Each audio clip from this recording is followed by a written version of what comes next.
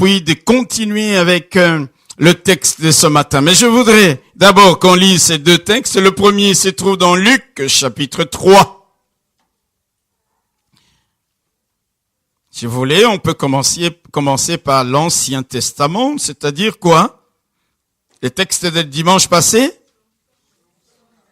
Ah, voilà. Psaume 24. Commençons par là, si vous voulez bien. Comme ça, nous avançons vers le Nouveau Testament. Psaume 24, à partir du verset 7. La Bible dit ceci. Porte,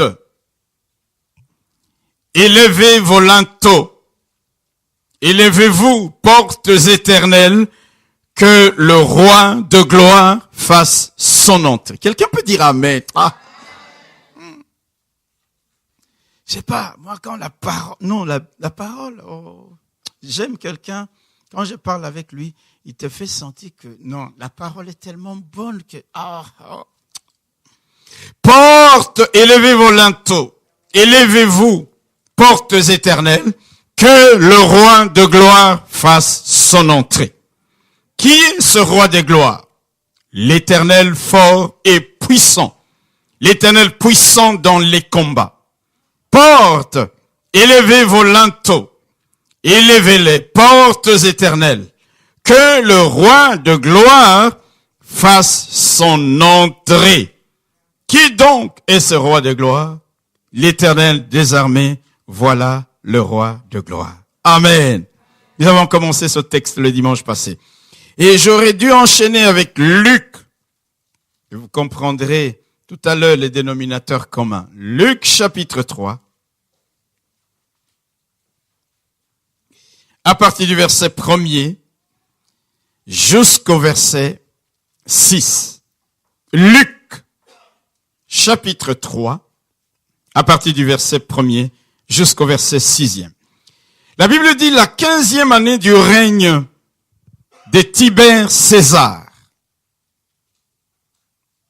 Lorsque Ponce Pilate était gouverneur de la Judée, Hérode tétrarque, gouverneur de la Galilée, son frère Philippe tétrarque, gouverneur de l'Iturée et du territoire de la Traconite, Lysanias, tétrarque de l'Abilène et du temps des souverains sacrificateurs, Anne et Caïphe, la parole de Dieu fut adressée à Jean, fils de Zacharie, dans les déserts, et il alla dans tout le pays des environs du Jourdain, prêchant le baptême de repentance pour la rémission des péchés, selon ce qui est écrit dans les livres des prophètes, des paroles d'Ésaïe, le prophète. C'est la voix de celui qui crie dans le désert. Préparez le chemin du Seigneur. Aplanissez ses sentiers. Toute vallée sera comblée. Toute montagne et toute colline seront abaissées. Ce qui est tortueux sera redressé et les chemins raboteux seront aplanis. Et toute chair verra le salut de Dieu. Amen. Amen. Il dit au verset 4, selon ce qui est écrit dans les livres du prophète Ésaïe. C'est ici la voix de celui qui crie dans le désert. Et que dit-il? Préparez le chemin du Seigneur. Amen. Le thème de ce matin, c'est celui-là. Préparez le chemin. Préparez le chemin. Ce texte commence par le fait qu'on cite de noms des hommes politiques, des hommes importants. On parle de César, on parle de Ponce Pilate, on parle d'Hérode, on parle de Philippe, on parle de Lysanias, d'Anne, de Caïphe. Au milieu de tous ces personnages importants, la Bible nous dit que la parole de Dieu fut adressée à Jean.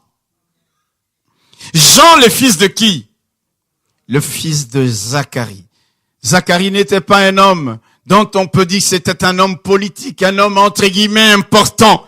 Mais laissez-moi vous dire que vous pouvez ne pas appartenir à la famille des rois de la terre dès lors que vous appartenez à la famille des enfants de Dieu. Même au milieu des grands de ce monde, la parole s'adressera à toi. Est-ce que je parle à quelqu'un? Pourquoi? Parce que ton oreille est exercée à entendre la voix de Dieu. Parce que tu peux reconnaître la voix de Dieu. Alors je ne peux pas me considérer juste comme n'importe qui parce que tout autour de moi, il y a des princes, il y a des présidents des républiques. Tout cela, c'est très bien. Je ne suis pas du tout contre cela. Mais la parole n'a pas été adressée à César. La parole n'a pas été adressée à Pilate. La parole n'a pas été adressée à Philippe. Elle a été adressée à Jean. Alléluia! Le fils de Zacharie. Et comme disait le frère Emma tout à l'heure, quand vous lisez l'histoire, l'histoire de César s'est arrêtée un jour. L'histoire de Ponce Pilate s'est arrêtée un jour. L'histoire d'Hérode s'est arrêtée un jour. Mais il y a l'histoire de quelqu'un qui ne s'arrêtera jamais. De génération en génération, on proclamera qu'il est le Seigneur, qu'il est le Sauveur. C'est l'histoire de celui à qui Dieu a donné d'annoncer par la bouche du prophète Ésaïe qu'on devait lui préparer le chemin. Alléluia! Il y a des moments où nous nous regardons et nous disons, nous ne sommes pas ceci, nous ne sommes pas cela, nous n'appartenons pas à telle lignée. Et nous oublions que nous appartenons à la meilleure des lignées, à la race des élus, à la famille des sacrificateurs. Alléluia! Même au milieu des grands, Dieu parlera. Les autres n'entendront peut-être pas, mais toi et moi, nous entendrons le langage de Dieu. Comme je vous disais, le message de cet après-midi, c'est la continuation du message du dimanche passé. Comme nous venons de le lire dans le psaume 24, où la Bible nous dit, porte, élevez vos linteaux. Alléluia! Élevez vos linteaux. Je vous avais expliqué ce que c'est que le linteau, n'est-ce pas? C'est la barre qui est au-dessus d'une porte qui supporte les briques qui sont au-dessus. Ça et ça, ce sont les pivots. Mais la barre, comme ça, horizontale, c'est ce qu'on appelle le linteau. Et Dieu dit, nous l'a dit, nous le répétons, porte, élevez vos linteaux pour que le roi de gloire fasse son entrée. Nous avons dit qu'il s'agit d'un appel que Dieu a adressé aux portes du temple de Jérusalem. Ces portes n'étaient pas de petites portes. Ces portes n'étaient pas de portes étroites. La Bible nous dit, l'histoire de la Bible nous dit que la porte principale avait 10 mètres de hauteur. Vous vous imaginez 10 mètres de hauteur, 29 mètres de largeur. Et le roi de gloire veut entrer dans le temple, mais il constate que le niveau du linteau est bas. Alors il dit, porte, élevez vos linteaux pour que le roi de gloire fasse son entrée. Qui est ce roi de gloire? Il décline une deuxième identité, l'Éternel des armées, fort dans les combats, puissant dans les combats. Est-ce que je parle à quelqu'un? Dieu veut faire son entrée dans ta vie. Dieu veut faire son entrée dans ton foyer, dans ta famille, dans ton église. Alléluia. Il se tient devant la porte, il frappe. Est-ce que tu entends? Pour ouvrir, parce qu'il ne forcera jamais la porte. Il se tient devant la porte, il dit, la porte, le linteau est très bas. Alléluia. Je veux rentrer, mais le linteau est très bas. Le niveau est très bas. Il faut relever le niveau du linteau pour que le roi de gloire fasse son entrée. Quand il vient comme roi de gloire, en qualité de roi de gloire, Dieu veut faire son entrée dans ta vie pour manifester sa gloire. Alléluia. Alléluia. La gloire de Dieu, ce n'est pas comme la gloire des hommes. La gloire des hommes passe, mais la gloire de Dieu est éternelle. En qualité de roi de gloire, s'il vient dans ta vie, c'est pour t'emmener dans l'extraordinaire. Dites amen. C'est pour t'emmener dans l'excellence. C'est pour t'emmener dans des choses de belles, la beauté, l'éclat, la splendeur, la magnificence, la distinction, le miracle, le prodige.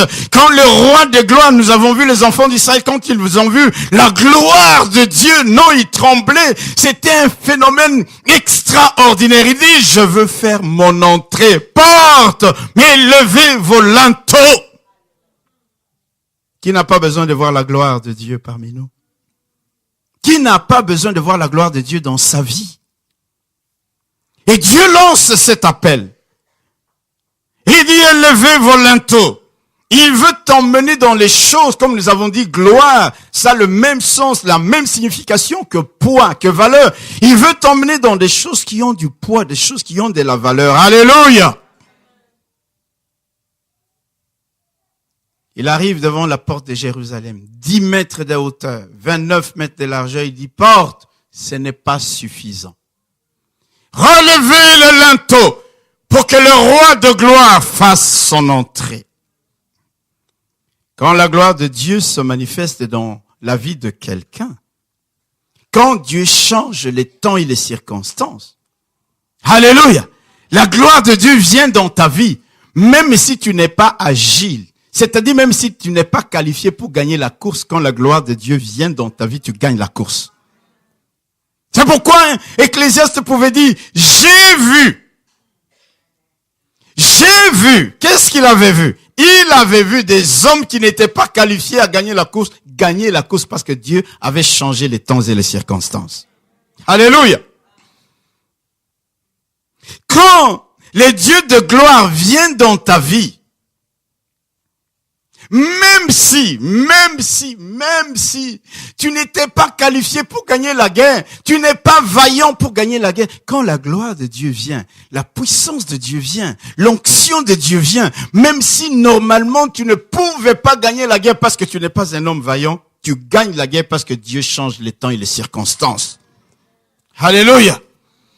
Même si tu n'es pas sage à la manière des hommes, tu auras le pain. C'est pourquoi Ecclésiaste dit, j'ai encore vu sous le soleil que la course n'est point aux agiles, ni la guerre aux vaillants, ni le pain aux sages, ni la richesse aux intelligents, ni la faveur aux savants, car tout dépend pour eux du temps et des circonstances. Celui qui change les temps et les circonstances, c'est notre Dieu. Quand il change les temps, quand il change les circonstances, tu es qualifié même là où tu n'étais pas qualifié. Je parle à quelqu'un. La gloire de Dieu vient dans ta vie. Comment vous imaginez-vous cet homme Mardochée qui était assis au pied du portail du palais du roi Assuérus, qui ne s'imaginait pas un jour qu'il pouvait monter sur un cheval royal?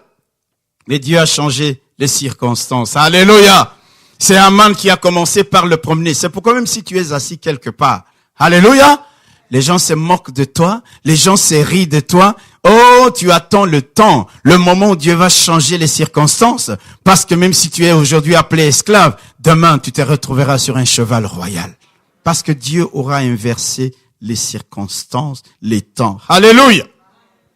Il dit, porte, élevez vos linteaux. Quand Dieu vient en qualité de roi de gloire, même parfois, les gens qui t'ont connu ne vont plus te reconnaître.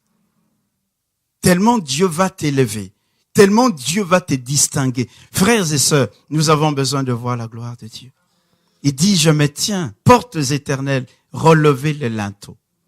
Relevez le linteau pour que le roi de gloire puisse faire son entrée. Et il dit encore, qui est ce roi de gloire? On dit, mais c'est l'Éternel des armées, celui qui est fort dans le combat. En qualité de l'Éternel des armées, il veut faire son entrée pour combattre à tes côtés, pour combattre avec toi, pour combattre pour toi, pour te donner la victoire, car il est fort dans les combats, pour te donner la victoire, car il est celui qui fait cesser les combats jusqu'aux extrémités de la terre.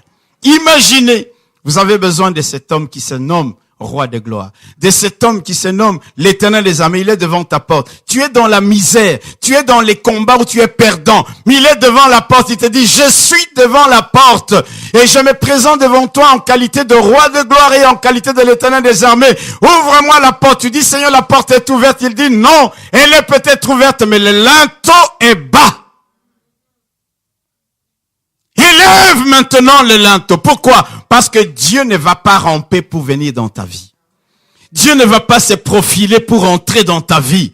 Dieu ne va pas s'écourber. Dieu ne va pas marcher à quatre pattes. Il veut rentrer dans toute sa splendeur, dans tout son éclat, dans toute sa beauté, dans toute sa gloire. Alors il dit, portes éternelles. Je sais que les limites ont été fixées il y a depuis des années, peut-être des siècles. Mais maintenant, je veux rentrer. Mais le niveau du linteau est bas. Il dit, portes éternelles. Élevez le linteau pour que le roi des gloires fasse son entrée. Je voudrais dire à quelqu'un, élève le niveau. Il y a des choses dans ta vie, tu dois élever le niveau. Alléluia. Dieu ne va pas se faufiler. D'ailleurs, normalement, quand quelqu'un commence à se faufiler, c'est bizarre, hein? Il y a quelque chose qui ne va pas. Et un roi ne peut pas faire des acrobaties pour passer à travers une porte. Il entre dans toute la splendeur. Un jour, il y a quelques jours, j'étais en train de regarder un film sur le président russe, Poutine. Quand on lui ouvrait les portes pour qu'il entre dans la salle où on l'attendait. Des portes très hautes. C'est-à-dire que lui, dans la hauteur de ces portes, il peut entrer 5 ou 6 fois. Je parle à quelqu'un. C'est-à-dire on n'a même pas besoin de les élever jusque-là. Mais en qualité de président, ces gens-là, bien tenus, bien habillés, dès que messieurs commençaient à venir, on a ouvert les portes. J'ai dit, voilà, le niveau du linteau est très élevé pour un homme, pour un président de la terre. Et nous, quand le Seigneur veut en faire son entrée dans nos vies, nous lui disons, Seigneur, on a déjà fait assez. Il dit, cassez le linteau! Relevez le niveau pour que j'entre en qualité de roi de gloire, pour que j'entre en qualité de l'Éternel des armées. Alléluia. Pour élever le linteau, cela suppose qu'il y a un travail. Est-ce que quelqu'un m'entend? Il y a un travail à faire, mes bien-aimés, et Dieu t'invite à faire ce travail toi-même. Ce n'est pas Dieu qui le fera à ta place. C'est toi qui dois entendre la voix de Dieu et qui doit te dire, le niveau du linteau est bas, il y a un travail à faire pour relever le niveau. Il y a un travail à faire dans nos vies. Il arrive un moment où les gens s'imaginent qu'ils ont atteint la perfection. Aucun de nous ici n'a atteint la perfection. Que celui qui se sanctifie encore, dit la parole de Dieu. Que celui qui craint Dieu continue à travailler, à craindre davantage Dieu. Que celui qui aime Dieu continue davantage à travailler son cœur à aimer Dieu. Il y a un travail à faire. Monte et monte plus haut. Va plus loin. Alléluia. Franchis les limites éternelles.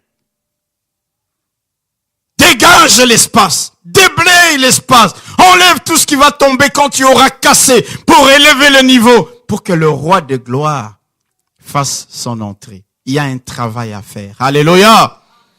Dans le texte de l'évangile de Luc que nous venons de lire, Dieu nous adresse à nouveau le même genre d'appel par la bouche de Jean-Baptiste. Qu'est-ce qu'il dit? Il dit, préparez le chemin du Seigneur. Le Seigneur est en train de venir. Il veut venir. Sur quelle route va-t-il marcher pour arriver jusqu'à toi?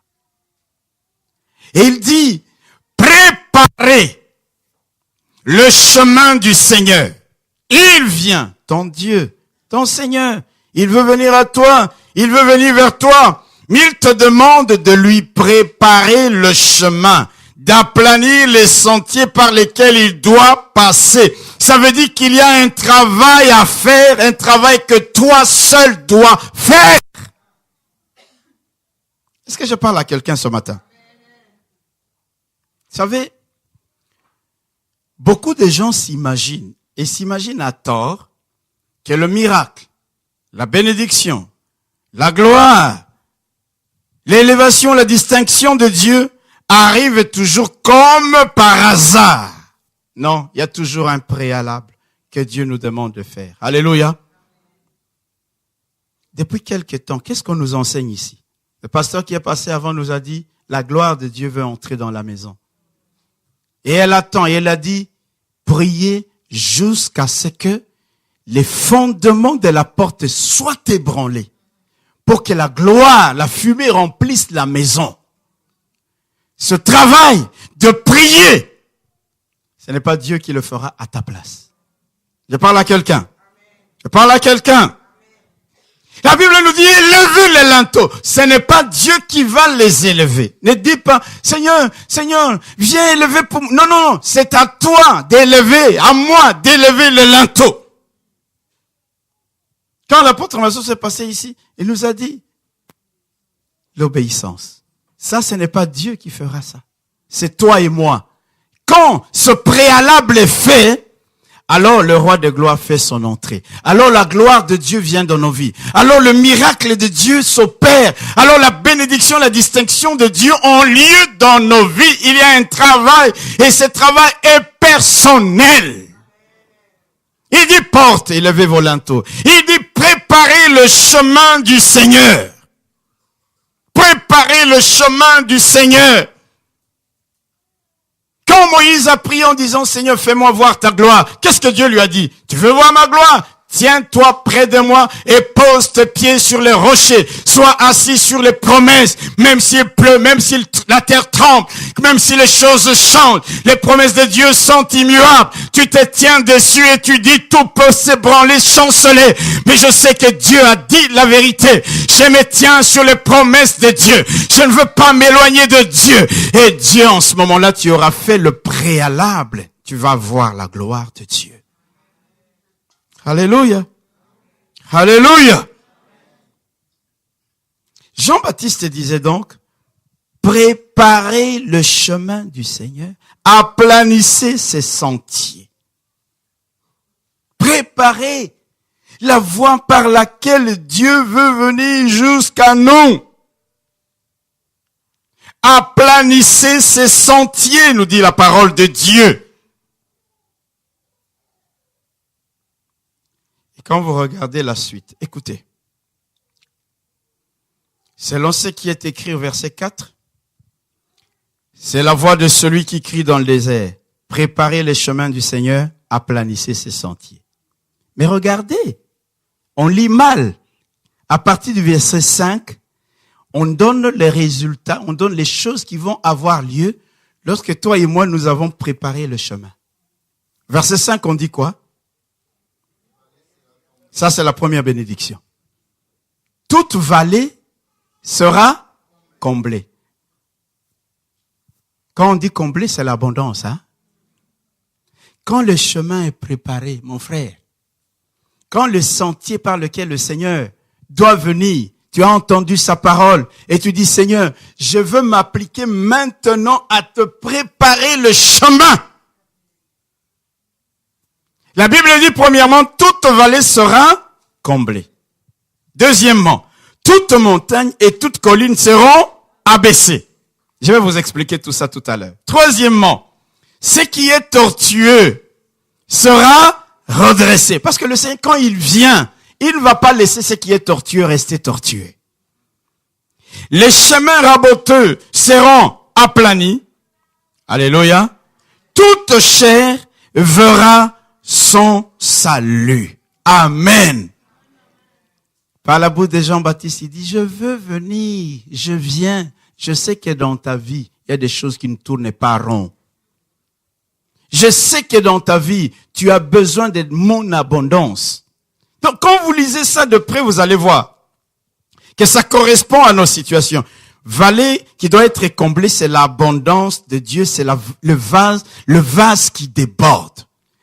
Il dit, préparez le chemin. Quand je viendrai, quand vous avez aplani les sentiers, que je viendrai, là où il y avait moins, je remplirai. Là où il y avait le vide, je le comblerai. Les montagnes et les collines seront abaissées. C'est l'image des difficultés qui peuvent s'amonceler devant nous. Mais quand le chemin est préparé et que Dieu vient, que quelle que soit la montagne qui se tient devant toi, Dieu lui dira, qui es-tu, grande montagne? Et c'est Dieu lui-même qui se chargera d'aplanir ou d'abaisser cette grande montagne qui est devant toi. Je parle à quelqu'un. Mais prépare le chemin. Et dit tout ce qui est tortueux, c'est-à-dire tout ce qui ne tourne pas rond. Vous savez, il y a des choses qui ne tournent pas rond dans nos vies. Mais quand le Seigneur vient, il va les redresser. Ce qui est courbé, il va le redresser, comme cette femme qui est venue au temple, courbée depuis des années.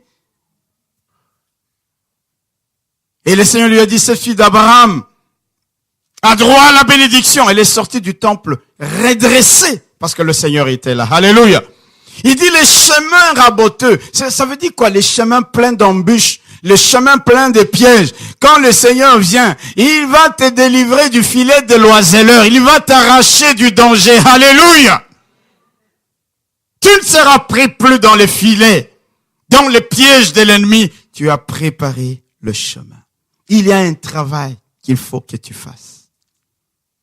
Alléluia. Il dit le salut de Dieu, la guérison, la bénédiction. Mais pour qu'il vienne faire ces choses, que dit-il?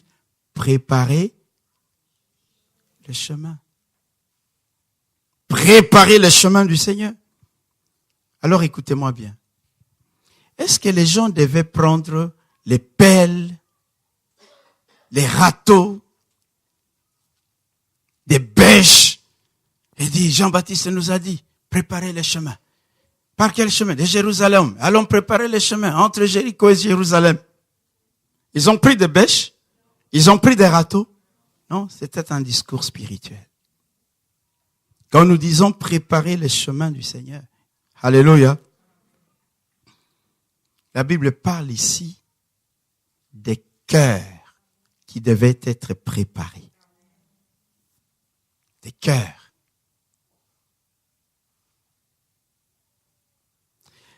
Le travail de préparation que Jean-Baptiste demandait à ses concitoyens et à nous aujourd'hui consiste en un mot: préparer nos cœurs.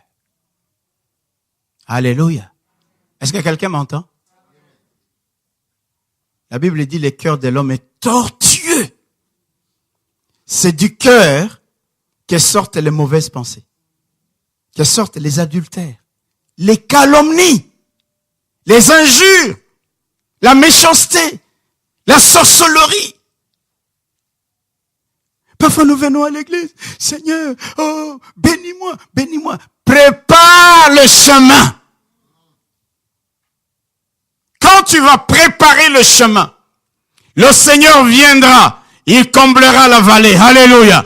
Il abaissera la montagne, alléluia. Il redressera ce qui est tortueux et il évitera ton pied d'entrer dans le piège parce que le Seigneur de gloire est venu.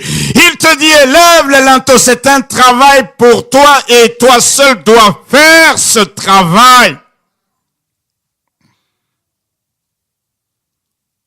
Beaucoup d'entre nous, nous en sommes arrivés à croire qu'il n'y a plus rien d'autre à faire dans nos vies que nous avons fait ce que nous devrions faire. La Bible nous dit, travaillez à votre salut avec crainte et tremblement. Il y a un travail à faire. Alléluia. Quand tu casses, tu élèves les linteaux, c'est un travail à faire. Quand tu prépares le chemin, c'est un travail à faire. Le salut, ce n'est pas nous qui allons nous sauver, mais la Bible dit, travaille à ton salut. Travaille à ton salut. Alléluia. Dans 2 Pierre au chapitre 1er, verset 5, la Bible dit, faites tous vos efforts pour joindre à votre foi la vertu. À la vertu, la connaissance. À la connaissance, la maîtrise de soi. À la maîtrise de soi, la patience. À la patience, la piété. À la piété, l'amitié fraternelle. Et à l'amitié fraternelle, l'amour. Vous voyez, Dieu nous demande de faire un travail en nous-mêmes. Préparer le chemin. Travaille à ta vie. Ne te contente pas juste de dire, je connais quelques versets de la Bible. Travaille à la connaissance de Dieu. Dites Amen.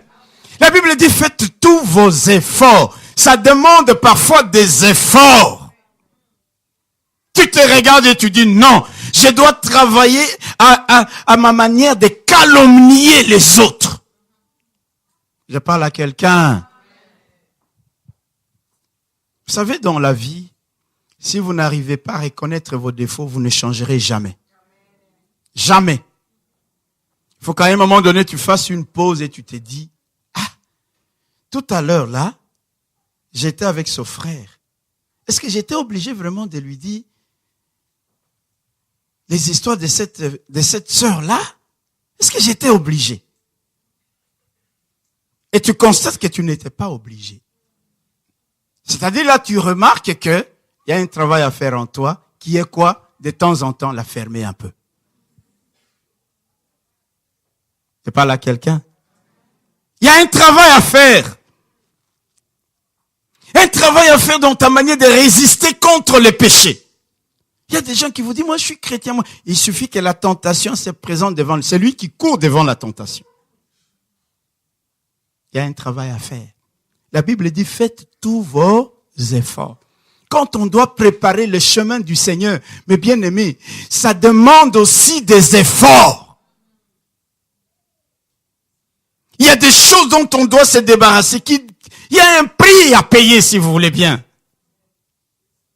Quand tu payes ce prix, alléluia, le chemin du Seigneur est aplani. Le Seigneur, dans sa gloire, il vient vers toi. Et quand il trouve une vallée, il la comble. Quand il trouve un chemin tortueux, il redresse. Je parle à quelqu'un. Mais il y a un travail à faire. Et ce travail, ce n'est pas la route qui mène de Merksem à Berkem, c'est la route de ton cœur. C'est pourquoi Jean-Baptiste n'avait qu'un message. C'était lequel? Repentez-vous. C'est-à-dire changer de comportement. Changez votre manière de vivre.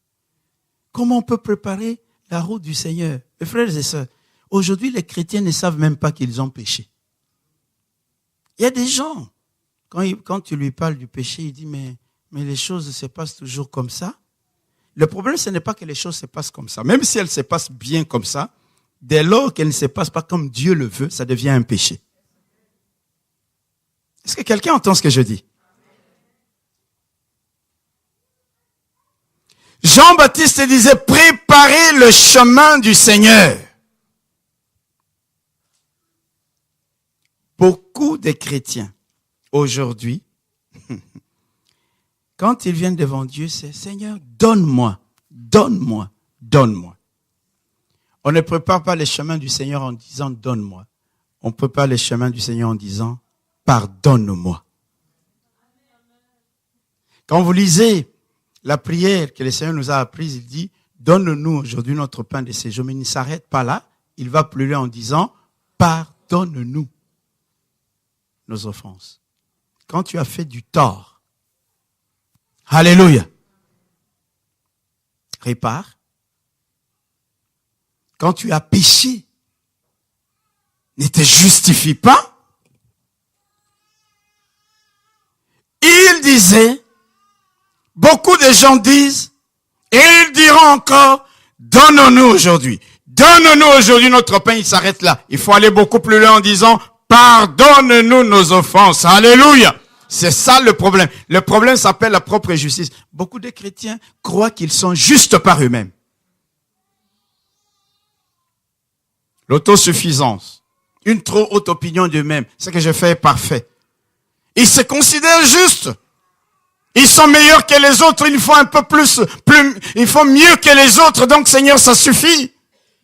Ils ne se reprochent de rien. Quand vous parlez avec certaines personnes qui disent, moi, je ne me reproche de rien. C'est vrai? Un être humain qui ne se reproche de rien. Ou quand il a péché, il dit, oui, mais j'ai péché parce que il n'y a pas de circonstances atténuantes quand on a péché. Le péché pour Dieu, ça reste le péché. Alléluia. Il n'y a qu'un seul moyen de l'effacer, c'est la repentance. C'est ça qui prépare la route du Seigneur. Fais une pause. Ce que tu as dit depuis quelques jours ou la semaine passée, est-ce que tout était bien? Est-ce que tu as fait les choses comme il se devait? La manière de réagir, la manière de parler. Tu as même oublié qu'il y a des milliers de fois où tu as péché devant Dieu. Vous savez, la Bible distingue 3 choses. Le péché, la transgression et l'iniquité. Le péché, c'est quand tu enfreins la loi de Dieu. La transgression, le péché, c'est parfois involontaire. Tu peux pécher sans même te rendre compte que tu as péché. La transgression, c'est-à-dire tu enfreins la loi de Dieu d'une manière consciente. Tu sais que voler, c'est mauvais, mais tu voles. Ça, c'est la transgression. L'iniquité, c'est quoi? C'est la transgression poussée beaucoup plus loin, c'est-à-dire volontairement ou involontairement, tu brises la loi de Dieu, mais tu la brises pour nuire à quelqu'un. On appelle ça l'iniquité. Alors quand nous regardons nos vies, nous péchons soit par le péché, par la transgression, par l'iniquité, en un seul mot, par la rébellion. La seule chose de faire venir Dieu vers nous, parce qu'il dit non, la main de l'Éternel n'est pas courte, c'est de lui préparer le chemin par la repentance. Quand tu vas le soir à la maison et que tu te mets à genoux, tu dis Seigneur, pardonne-moi. Alléluia. J'ai parlé du mal de ce frère. Je l'ai critiqué. Je l'ai calomnié. J'ai pris ce qui est à lui. Seigneur, j'ai mal agi. Pardonne-moi. Là, tu as plané la route du Seigneur. Alléluia. Parce que quand tu vas lever maintenant tes mains et crier vers le Seigneur viendra. Il n'y a aucun obstacle sur son passage. Nous n'avons plus conscience de ce qu'on appelle le péché et de ce qui peut l'effacer, c'est-à-dire la repentance. C'est comme ça que Jean-Baptiste est venu en disant, repentez-vous. Quand vous lisez bien la Bible, Jésus a commencé sa prédication publique par le même texte, par le même message, repentez-vous. Changez de comportement, changez de direction. Prépare le chemin du Seigneur. Alléluia. Apprenons à entrer dans nous-mêmes et à nous dire, là j'ai mal agi. Vous savez, nous péchons aussi par omission. La Bible dit, celui qui sait faire le bien et qui ne le fait pas, il a fait quoi? Il a déjà péché. Tu sais que c'est ça qui est bien, mais tu ne le fais pas. Tu as péché. Tu sais qu'arriver à 11 heures à l'église, c'est ça le temps de Dieu. Tu ne le fais pas. Dites-moi, tu as péché. Parce que le bien que tu sais, tu ne l'as pas fait. Alléluia. Tu sais que donner ta dîme, c'est la norme de Dieu, n'est-ce pas? Quand tu ne donnes pas, tu as fait quoi? Tu as péché. Tu as péché. Qu'est-ce qu'il te faut? Va devant le Seigneur. Dis-lui, Seigneur, j'ai péché contre toi. Alléluia. Qu'est-ce qui a fait que le jeune homme, le fils prodige, soit revenu dans la maison de son père? Il est venu et il a dit, papa, je suis là de retour, accueille-moi. Non. Quand il a vu son père, il est allé dire, papa, j'ai péché contre le ciel et contre toi. Apprenons à reconnaître nos fautes et nos erreurs et à apprendre de nos fautes et de nos erreurs. Si quelqu'un n'apprend pas de ses fautes et de ses erreurs, et comment tu peux apprendre de tes fautes et de tes erreurs si tu ne les reconnais pas? Il y a des gens, dis-lui tout, sauf quand tu lui montres qu'il a tort.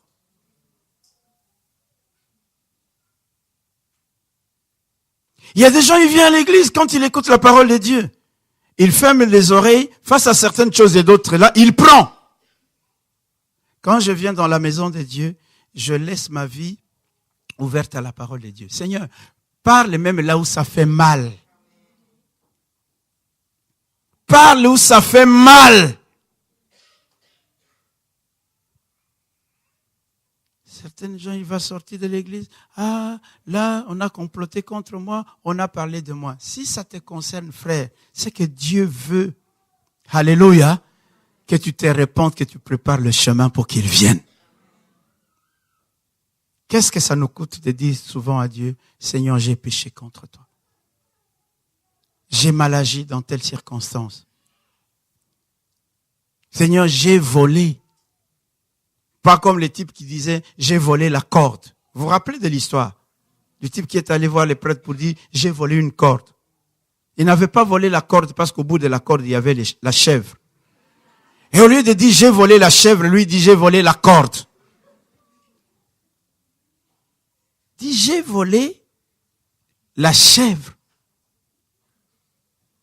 Cite le péché par son nom. Demande pardon à Dieu. La Bible dit, si nous confessons nos péchés, il est juste et fidèle pour nous pardonner, pour nous purifier. Alléluia. La seule manière pour nous d'enlever, d'aplanir les sentiers du Seigneur, de préparer le chemin du Seigneur. Remarquez dans les messages de Jean-Baptiste, repentez-vous. Et ça, c'est un travail que toi, tu dois faire dans ta vie. C'est un travail que moi, je dois faire dans ma vie. Quand tu as mal parlé à ton épouse, hello, est-ce que c'est trop compliqué de lui demander pardon? Non, il y a des gens qui disent non, mais il sait que c'est oui, c'est trop difficile. Quand tu as mal agi vis-à-vis de ton mari, là, maintenant d'autres vont dire, le pasteur a été juste. Parce qu'il a parlé et des hommes et des femmes. Est-ce que c'est trop difficile de demander pardon à ton mari? Non. Non. Vous savez, la Bible dit, dans une relation de couple, c'est d'abord une alliance. Comme je vous disais il y a quelque temps, la Bible dit, tu peux venir avec ton offrande ici. Tu peux venir pleurer, jeûner comme tu veux à l'autel de Dieu. Tu peux couvrir l'autel de Dieu de tes larmes. Dieu dit, je n'écoute pas tes prières. Homme, pourquoi? Il dit, parce que tu as été infidèle à la femme de ta jeunesse dont j'ai été témoin de cette alliance. Et pas simplement infidèle. Parce que les gens, dès que vous parlez d'infidélité, ils voient d'autres femmes qui vont... Non, quand tu la bats, tu es infidèle. L'engagement que tu as pris un dimanche matin ici, un samedi, c'était pas pour la battre. C'était pas pour la négliger, pour la malmener. Les sœurs, vous devriez m'encourager. Merci. J'ai pas allé, vous ne m'encouragez pas. L'engagement que toi, ma soeur, tu as pris un samedi après-midi ici. Hello. C'est de respecter ton mari. Les hommes ne font pas quoi? N'encouragent pas. Les hommes. Merci beaucoup, maman Christine. Alléluia. Quand nous faisons les choses comme Dieu veut que nous les fassions, nous préparons le chemin. Quand nous lèvons nos mains, Dieu entend notre prière et il vient. Il vient en ce moment-là, comme le roi de gloire, comme le Dieu de l'abondance, comme l'Éternel des armées. Le chemin est préparé. Nous nous sommes repentis. Nous avons reconnu que nous avons mal agi, que nous avons péché, que nous avons transgressé, que nous avons commis l'iniquité, que nous avons commis le péché par omission. À la fin de la journée, tu rentres chez toi, tu te mets à genoux, tu dis, Seigneur, j'élève mes mains vers toi, Seigneur mon Dieu, pour te demander pardon. Pardon, Seigneur, pardon. Comme je le disais, il y a des moments dans la vie, il ne faut pas parler. La Bible dit que même un imbécile passe pour un sage quand il ne parle pas. Quand tu es tout le temps en train de parler, ça démontre la folie en toi. Et tu vois, la Bible dit, celui qui parle beaucoup ne manque pas de péché. Tu vas pécher. Il y a des moments, tu écoutes et tu accrois ta sagesse. Il y a des moments, tu fais un effort pour dire, là, je ne vais pas citer le nom de ce frère. Il n'est même pas ici. Pourquoi? Tu sens l'oppression. Parle de lui, parle d'elle, parle de lui. Et tu dis non. Tu travailles à toi-même. À maîtriser ces choses qui te disent de faire le mal et tu dis, je ne vais pas le faire. Alléluia. Je domine au milieu du péché. Je ne veux pas parler du mal de mon frère. Je ne veux pas parler du mal de ma soeur. Pourquoi? Lève tes mains. Quand tu pries, Dieu entend ta prière. Le chemin est préparé. Nos cœurs, mes bien-aimés frères et sœurs, nous pouvions voir la gloire de Dieu dans nos vies d'une manière extraordinaire. Nos cœurs sont tortueux. Quelqu'un, il peut te rire en face, mais son cœur dit autre chose. Et c'est pas ça. La Bible dit, heureux ceux qui ont les cœurs purs. Sois vrai. Avec ton frère, quand tu lui dis, bon dimanche, c'est dans ton cœur. Vraiment, c'est dans ton cœur. Alléluia. Alléluia. Les cœurs. Tu fais sortir du cœur. C'est un exercice. C'est à toi de le faire. C'est un combat. Chacun de nous doit livrer le combat contre le péché. En comptant sur la grâce de Dieu. Dès que tu vois une jeune fille, tu dois regarder dans tous les sens, courir après. Un jour, tu dis, il dit cours, tu dis je ne cours plus. Hello!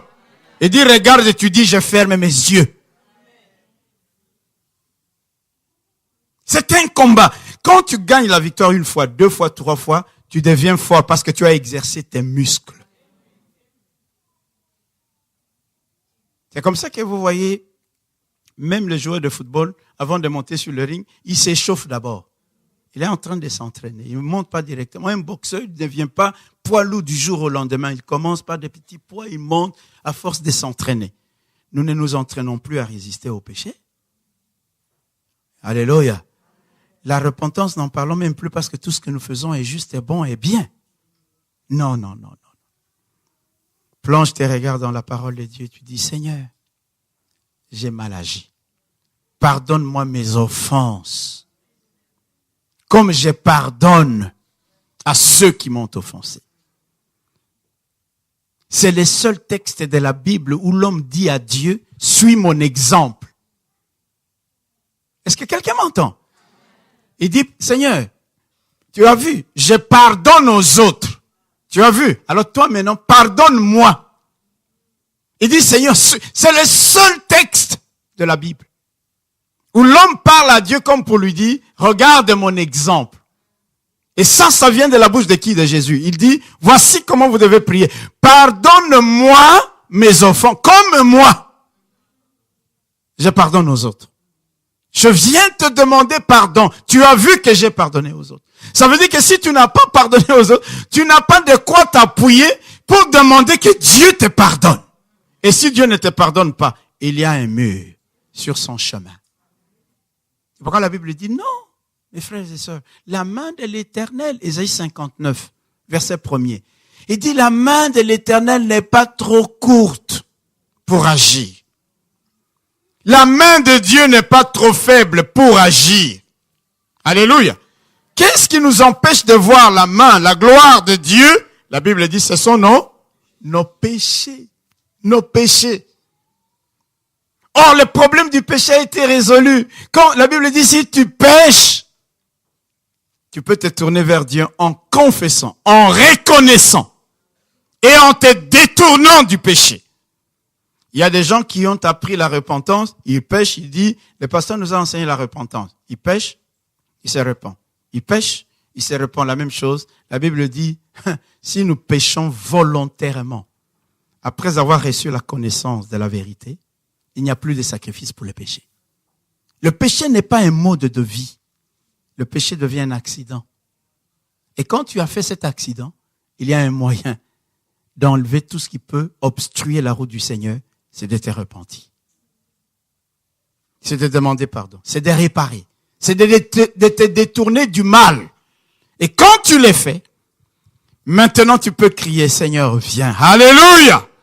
Le chemin du Seigneur est dégagé. La route est aplanie. Dieu entend ta prière. Ton cœur, mon cœur, c'est ça qui doit être préparé. Qu'est-ce qu'il y a dans ton cœur? L'amertume? La colère? La haine? L'esprit de vengeance? La jalousie? La convoitise? Vous savez, il y a des choses, parfois je me dis, pourquoi nous nous jalousons? Parce que de toute façon, Dieu ne peut pas nous bénir exactement de la même manière. Et ce n'est pas parce que Dieu a béni quelqu'un d'autre que Dieu ne va pas te bénir. Hello! Dieu ne nous bénira jamais, jamais. Tu peux même avoir étudié avec ton meilleur ami dans la meilleure université. Tu as eu des notes supérieures à ses notes. Lui, il est ministre et peut-être toi, tu es juste quelque part ailleurs qui n'a rien à voir avec un cabinet ministériel. Un homme ne peut recevoir que ce qui lui a été donné du ciel. Ne te bats pas comme si ce qui ne t'a pas été donné, tu vas l'arracher par la force physique. Quand tu vois ta sœur qui se marie, qui a trouvé un fiancé, et là, toi tu commences à aller tourner à côté du fiancé pour qu'il te remarque.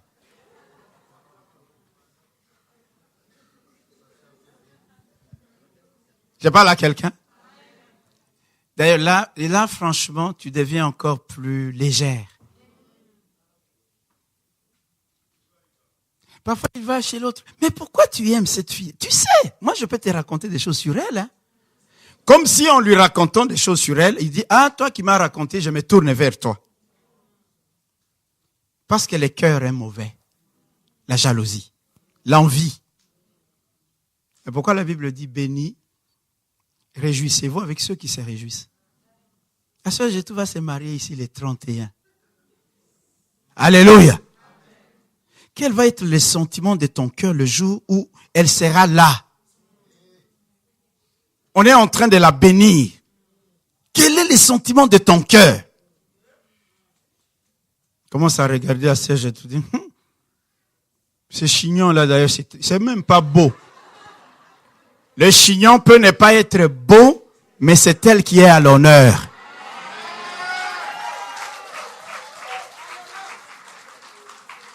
Lave ton cœur. C'est ça. C'est juste là. Là, mes bien-aimés frères et sœurs, c'est là le chemin du Seigneur. Il vient, il regarde ton cœur. Parce qu'il dit, la Bible dit, il sonde les cœurs et les reins. Quand il vient qu'il sonde ton cœur, il y a trop de méchanceté. Méchanceté. Vous savez, il y a des gens qui ont une colère contenue. C'est-à-dire, il a des problèmes ailleurs. Ça n'a rien à voir avec toi. Il suffira que par malheur, tu te retrouves sur son chemin, que tu dises un mot de travers, ou un regard de travers. Mais bien aimés frères et sœurs, le cœur d'un enfant de Dieu ne dort pas avec la colère.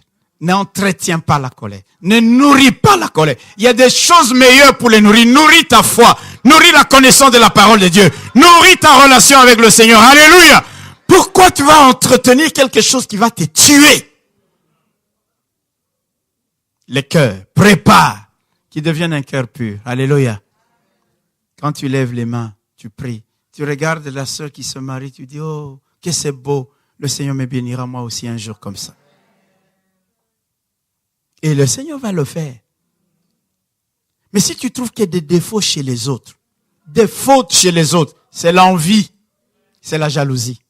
Rends-toi compte que c'est la jalousie. Ne justifie pas ça. Oui, mais même un président peut le dire. Hein? Est-ce que ce chignon-là est beau? Mais en quoi ça te concerne une histoire de chignon? Ce n'est même pas aussi important que l'acte proprement dit de bénédiction qu'on accorde à la mariée. Le cœur, mes bien-aimés frères et sœurs, nos cœurs, c'est tortueux, c'est mauvais. C'est pourquoi Jean-Baptiste disait, repentez-vous. C'est comme ça que nous allons préparer le chemin du Seigneur. Aplanissez ces sentiers. Tu peux porter envie ou jalouser quelqu'un. Est-ce que la grâce de Dieu va s'arrêter de couler dans sa vie?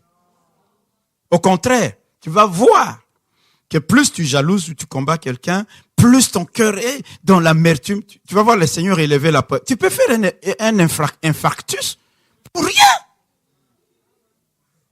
Et là, réjouis-toi. Libère ces choses-là. Non, vide ton cœur. Libère-toi. Prépare le chemin du Seigneur. Il y a plus important. Et là, je veux que quand j'élève mes mains, Dieu entende ma prière. Qu'il dise tes mains sont pures et innocentes. Alors je verrai sa gloire. Ah, Dieu, je veux voir ta gloire. Il y a un travail à faire. Il dit, faites tous vos efforts. La vie chrétienne, c'est aller d'étape en étape, ajouter vertu à vertu.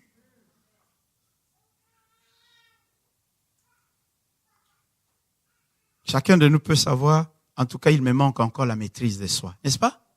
Tu le sais. C'est-à-dire, la prochaine fois que tu vois un sujet qui va te faire sortir de tes gants, tu dis, c'est le test que Dieu m'envoie.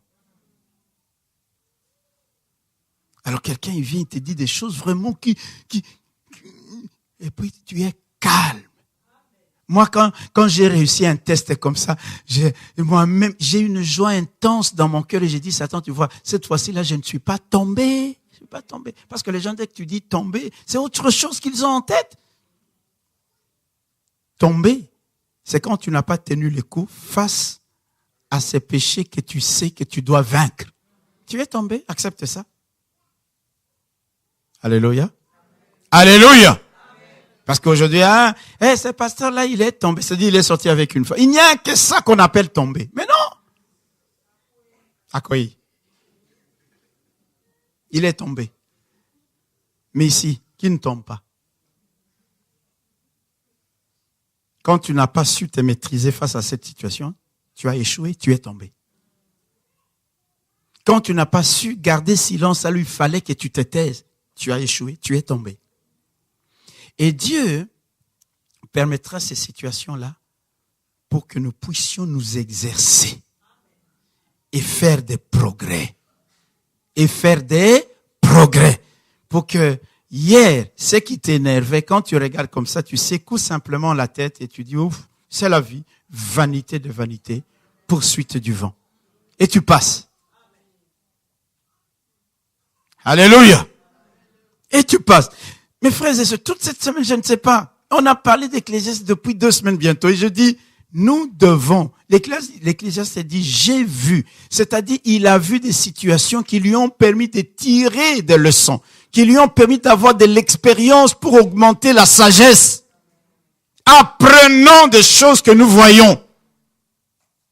Pour nous améliorer en sagesse, pour nous améliorer en intelligence, pour nous améliorer dans ce que Dieu veut que nous puissions. La transformation. Il y a un travail à faire. Dis, il y a un travail à faire. Vous savez, quand je regarde ma vie, je me dis à moi-même, je dis, Robert, il y a un travail à faire encore en toi. Il y a un travail à faire. Il y a des progrès à réaliser. Il y a des victoires à remporter. Je ne suis pas encore arrivé au bout. Je n'ai pas encore remporté la coupe.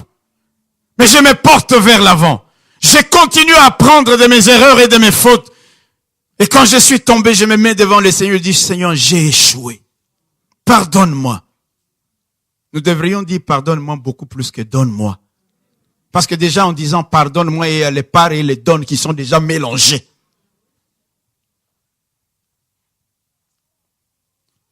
Il y a un travail à faire. Casser les linteaux, il y a un travail à faire. Préparer le chemin, il y a un travail à faire. Le chemin de quoi? De ton cœur. Parce que c'est par là que le Seigneur vient. Comment est l'état de ton cœur ce matin? Y a-t-il des gens que tu détestes parfois gratuitement? Gratuitement. Un jour, un de mes amis avait perdu une femme avec laquelle il avait eu un enfant pendant sa jeunesse. Et puis, il s'est remarié en bonne et due forme. Et cette femme-là était décédée. La femme de la maison a dit, tu ne peux même pas aller à ce deuil-là. Alors, on l'a regardé. Moi, j'ai regardé cette sœur. Je lui ai dit, comment? Ça, c'est la jalousie même vis-à-vis d'une morte. S'il va là-bas, il va aller faire quoi? Mais il y a quand même un lien qui est resté. Vous savez, il y a des moments où nous réagissons comme ça. Et dites, oh, coquin était. Tu n'iras pas à ce deuil. Je l'ai regardé, j'ai dit, bijou, la jalousie, même vis-à-vis d'une morte. Il y a des gens qui vont dire, ah, mais pasteur, vraiment, hein? À coquin était, il ne va pas partir, il reste. Mais quand tu regardes de près tout ça, c'est la chair. C'est la chair. Nous marchons plus par la chair que par l'esprit. Et Dieu nous dit, marchez selon l'esprit. Marchez dans l'amour. L'amour. Quand tu aimes quelqu'un, ce qui lui fait du bien, tu le rechercheras pour lui. Alléluia. Alléluia. Mais comment un foyer peut être stable? Vous savez, là, je parle un peu comme ça, à gauche, à droite. Mais c'est comme ça que ça m'a permis de parler ce matin. Quand dans le foyer, il y a le vrai amour, vous n'allez pas chercher à vous blesser. Vous allez trouver un terrain d'entente. Et là, j'ai vu un jour un couple marié dit, non, pasteur, nous, on ne se chamaille pas. Je lui ai dit, vous êtes des hypocrites. Vous deux allez vous chamailler.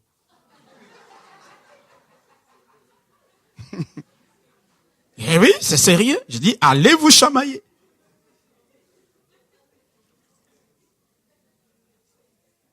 Si vous ne vous chamaillez pas, ça veut dire que vous êtes tous deux hypocrites. Parce qu'il y aura des moments où vous aurez des divergences de vues. Mais ce n'est pas ça le problème. Le problème, c'est que vous arrivez à gérer vos émotions et à trouver un terrain d'entente. Et vous avancez. Et quand de cette manière-là, ensemble, vous vous mettez à genoux pour prier, vous vous tenez les mains. J'appelle les hommes mariés, les femmes à se tenir parfois les mains pour prier pour des sujets. Ensemble. Ah oui, il a un horaire compliqué. Ah non, vous pouvez trouver le temps de vous tenir ensemble. Former une équipe. Alléluia. Et crier vers le Seigneur. Vous vous accordez. Et Dieu agit. Ce matin, je suis juste venu dire à quelqu'un, prépare le chemin du Seigneur. Et ce chemin, c'est ton cœur. Quel est l'état de ton cœur au moment où nous parlons? Rempli de haine, de convoitises, d'amertume, de méchanceté, de colère, de jalousie. Demandez à Paolo, notre cher médecin, il vous dira que toutes ces émotions négatives nous détruisent. Nous détruisent. Mais quand tu es rempli de joie, alléluia, la joie de l'Éternel est ma force.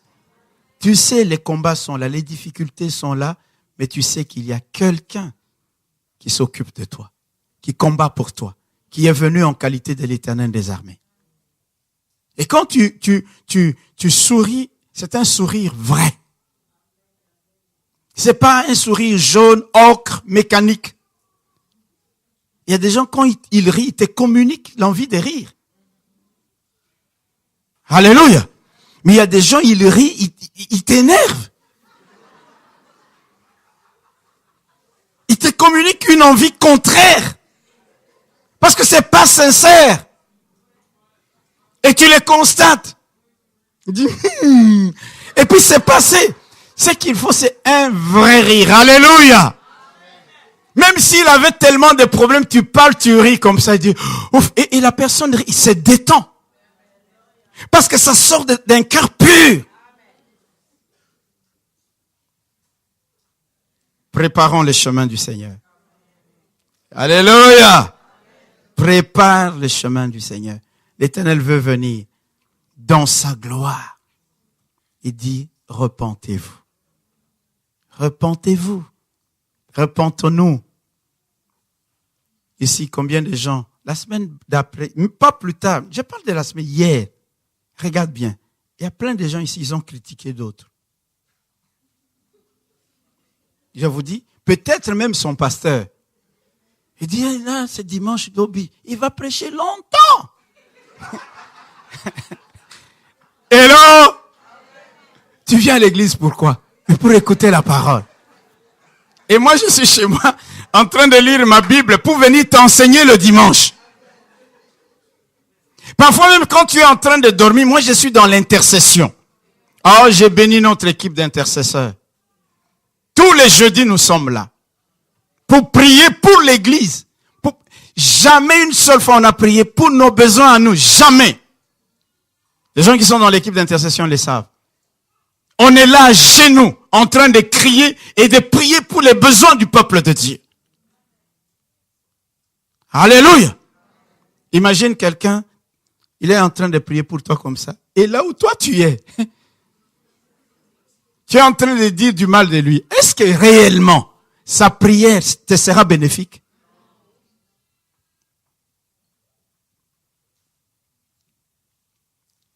Oh Seigneur, préparons le chemin du Seigneur.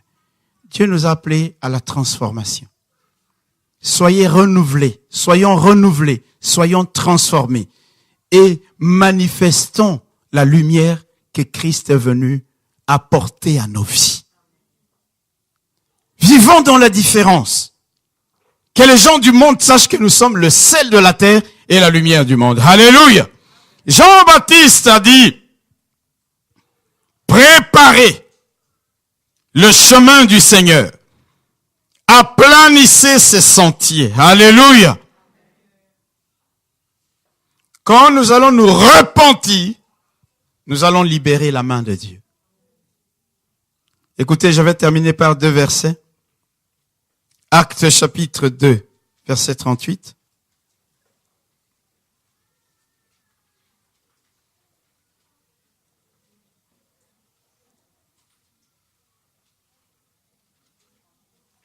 Actes chapitre 2, verset 38. Pierre leur dit, repentez-vous, et quand vous vous serez repentis, il dit, repentez-vous, et que chacun de vous soit baptisé au nom du Seigneur Christ pour le pardon de vos péchés, et vous recevrez le don du Saint-Esprit. Hello? Quand nous nous repentons, nous libérons toutes ces mauvaises choses qui sont dans nos cœurs. La Bible dit, vous allez recevoir quoi? Le don du Saint-Esprit. Parce que la route est dégagée, le Saint-Esprit vient. Et quand l'Esprit de Dieu vient dans ta vie, tu commences à comprendre la parole autrement. Tu commences à aimer Dieu autrement. Quand tu passes du temps dans la prière, vous savez, il y a des gens, ils regardent quelqu'un, ils disent, mais comment il peut prier 4 heures de temps? Les jours où l'Esprit de Dieu vient habiter pleinement en toi, 4 heures de temps dans la prière, ce n'est pas aussi extraordinaire que ça. Non! 1 heure de temps dans la prière. Moi, quand je vois certaines personnes prier, tout le temps, ils regardent sa montre. Tout le temps, il regarde sa montre. J'ai dit, il passe plus à regarder sa montre qu'à prier. Et vous recevrez le don du Saint-Esprit. Je termine par un autre texte, toujours dans Actes, au chapitre 3, verset 19. Écoutez ce que la Bible de Dieu dit. La parole du Seigneur dit, repentez-vous donc et convertissez-vous pour que vos péchés soient effacés, afin que des temps de rafraîchissement viennent de la part du Seigneur. Afin que des temps de rafraîchissement, tu as été longtemps brûlé, tu as été longtemps exposé à la chaleur, il faut des temps de rafraîchissement. Alléluia. Cela ne peut venir que lorsque tu commences par préparer le chemin par la repentance. Dieu te rafraîchit. Dieu étend ta main pour te secourir. Dieu comble toute vallée. Dieu redresse ce qui est tortueux parce que tu as préparé le chemin. Un travail à faire. Ce travail dépend de toi. Ce travail dépend de moi. Amen. Courbons-nous dans la prière.